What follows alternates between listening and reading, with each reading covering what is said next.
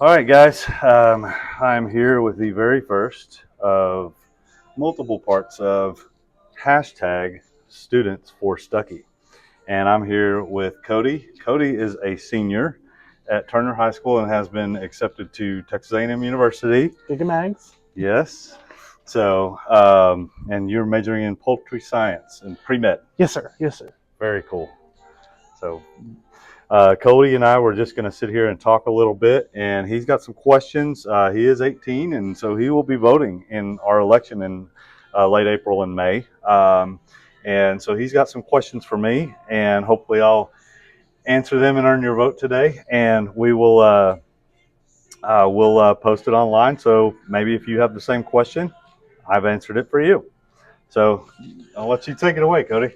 So, most people in, Pearland ISD would know me connected to our CTE programs. I'm in HOSA, FFA, graduating with over 6 certificates, including CPR, animal science, and pharmacy technician. So, something I want to ask about CTE education is how, if elected to the position, do you plan on uplifting CTE education? And can you give me some examples of what that looks like? Absolutely. I'm a big proponent of CTE. If you don't know me, I love Micro. Dirty Jobs was one of my favorite shows, and what Mike has done for the trades and offering scholarships is fantastic with the Micro Works foundation that he has. Our CTE program in the district, we have 26 certificate opportunities. The state requires that we have a CTE program that we offer a minimum of 6. So we are well in excess of that. But there are a few pathways that I'd like to see us work with our lawmakers to enable Pearland ISD to pursue, and those are electrical and plumbing. So currently, for plumbing, I believe there is an age limit, and we can certainly work with our elected officials in Austin to try to, and I know that there are some things in the works now, to try to lower that age limit to allow students to get a certificate in plumbing and pursue an apprenticeship directly out of high school. So we'd like to see that, and I'd like to look at all of the programs that we have and see if there are some additional pathways that could be added within our budget constraints, of course, as a district. But I'd like to definitely look at those. I've worked with Cynthia over at our CTE, office to kind of work through, me as a business leader in the construction field, coming in and speaking to students about career pathways in construction. I participate on the ABC Greater Houston CCYC committee, which we work with Deer Park ISD and Pasadena ISD, Channelview ISD, and Pearland. One of the things that we have done as a committee is expand Burns and McDonnell. I don't know if you've driven down Beltway 8. They have a new office there. They are involved in working with students within these local districts as well to kind of create some career pathways for them directly out of high school with the certificates that you guys are earning. So with their new office here, I think we're going to see some expansion in that within Pearland. We already do a lot in some of the other districts. I also know that we have Brazoria County signing day for students that are going in the petrochem industry. They'll go and interview for jobs with a lot of our companies in Brazoria County. And once they make a job decision, there's a signing day ceremony. I mean, there's no hats on the table or anything fun like that. But, we do list and recognize the students that do accept job offers from, our various chemical plants within the county. I'd like to see something like that for, students that maybe accept a job out of high school with one of our either local companies or one of the companies within our state. Try to see if we can do something as a district to recognize those students. And then for people like you are going from, Turner High School to Texas A&M with how many certificates was it? 6. 6 certificates. And I think we need to recognize that. And I know that the counselors over there will post pictures, and I think that's really amazing. I'd love it if we could do that, for all of our students and recognize every one of their accomplishments, because I think it's great that the things that y'all are doing. So if I could add on a question to that one, you talked about recognizing certificates. So there was recently a decision by the school board talking about graduation cords. And so only currently academic graduation cords are allowed. students, clubs, and organizations weren't allowed to give out those cords anymore. And I spoke to current President Crystal Carbone about that, and she said that Okay. that was because there was an issue of students showing up with maybe some all fabricated awards and stuff. So while I do agree that we need to get down on that, I would personally say as a voter, I'm looking for someone that really wants to support that up, on that graduation day as a senior voter. It's my first time voting, and I'm just graduating high school. I want to be recognized for the hard work I've put into my CTE and certificates. And something I heard many CTE teachers talking about was wanting cords at graduation for, let's say, if you got 2 certificates, you got a color. If you got 3 or more, you got a color. Um, and so, can I get your input about that school board decision, and if that, maybe that example resonates with you? Yeah, I am fully in agreement with recognizing our students in any way possible. If you put forth the effort to earn something, I feel that you should be recognized for that. Now, I don't know all the details on that, so I'll have to call Absolutely. Crystal and ask her, and then I can get back to you. But I don't want to speak. But I think for me personally, I would like to ask that question. I'm sure there's a good reason. Maybe there's maybe it wasn't. Maybe it was just a 1 year decision, and we're going to look at Mhm. adding that in the future. And I'd certainly love it if it was in May, so you could wear all the cords that you've earned. But it was something. I was in the Corps Cadets at Texas A&M, and we had when we won awards, we had either ribbons or cords, and those were part of our uniform. And so we want to recognize people when they do a good job.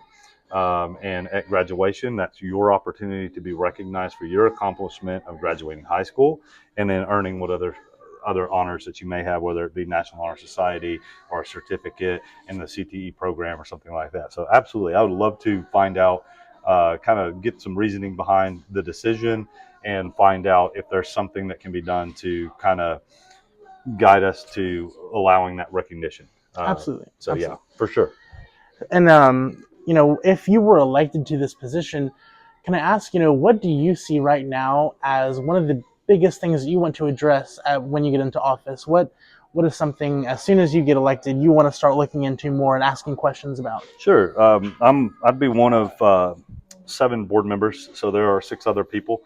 So one of the main things is being able to work with others and kind of bring them into a setting where you can get together as a group and have them see kind of the importance of what you think. I don't think I'll have any issue getting people to do that on the number one thing that I'd like to look at, which is teacher recruitment and retention. I know that the board is looking at a 2% wage increase for teachers. I'd love to explore if there's additional opportunity there. Um, I would love to, we talked briefly when we came in about, the state's retention rate or turnover rate for teachers is 19%. Pearland's is at 14. I mean, we're a destination district. We're a great community. We have a ton to offer. And so I want to see that 14. My goal would be for us as a board to explore some opportunities in some ways to get 14 down to 12. So with 2,100 teachers in the district, that is 42 additional teachers that we can keep and retain. In the business arena, when I hire somebody for a job and we lose them to another company, that costs me a lot of money. So it not only costs me the recruitment costs of finding that replacement, but also the training costs and the the negotiating that goes back and forth. I may end up having to pay more to get the same person in there. Whereas I could retain that person by having regular conversations and meetings with them and finding out that just a little, maybe a pay raise or something at a non-scheduled time will retain them to my company. So with the district, I think it's the same thing. If we can retain 42 teachers, we can save some money on having to go out and find those best teachers in the state to come to Pearland, get them into Pearland, acclimate them to our district and train them and put them through the new teacher orientation and all that stuff. I'd love to see us that's one of the things, a big deal to me, is we have amazing teachers. I want them to stay here. Some turnover is inevitable. I mean, we can't get around that, but my goal would be, can we keep 42 more teachers, just 2% more every year? Absolutely, absolutely. And so, when we talk about supporting teachers and stuff, can I also get some more? We talk about retention, but can you give me maybe some more examples about how you're really looking to support teachers in their tasks? I know, One, for example, I'd really like to hear you talk about is the National Board Certification. National board certification. So the state is no longer requires districts to give a raise to teachers who receive that certification. So while that is decided by the state, can I get kind of an input about how you're wanting to uplift those teachers, especially those seeking certification, as I know that that's a growing trend at Turner specifically? Okay.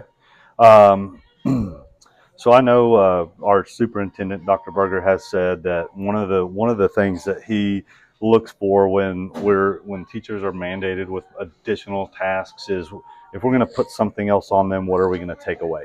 I fully support that.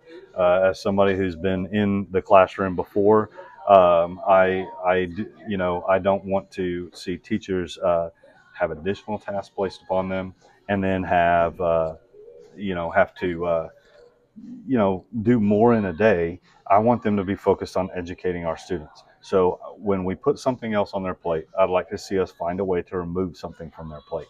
Now, as far as certification, I am fully in agreement with trying to make the certification process as streamlined as possible.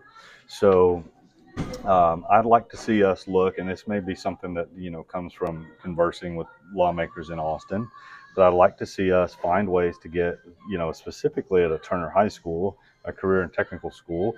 I would love to see us find a way to get some of our business professionals certified to teach, because there is a lot to offer there. I did the opposite path. I went from teaching in the classroom to a business professional. We have plenty of people that would have an absolute ton to offer coming into the classroom, and there is opportunity for them to come into a classroom and teach a course or a class while supervised by a certified teacher. I like to find ways to kind of increase the certification opportunities and encourage people that have had a career in the business arena or in the medical arena or somewhere else to get certified and become a teacher as a secondary career once they have completed their initial career. I'd love to see some people in their 50s and 60s come in the classroom for just a few years to help us give some experience to our students. So The teachers that would have a short story for kind of every situation, absolutely. yeah, And I hear really great things for you. So I do have one last question for you. sure. And that is, once you decide your time on the school board has come to an end, what do you want the name Daniel Stuckey to be reminded of? Somebody that has a passion for education, because I do.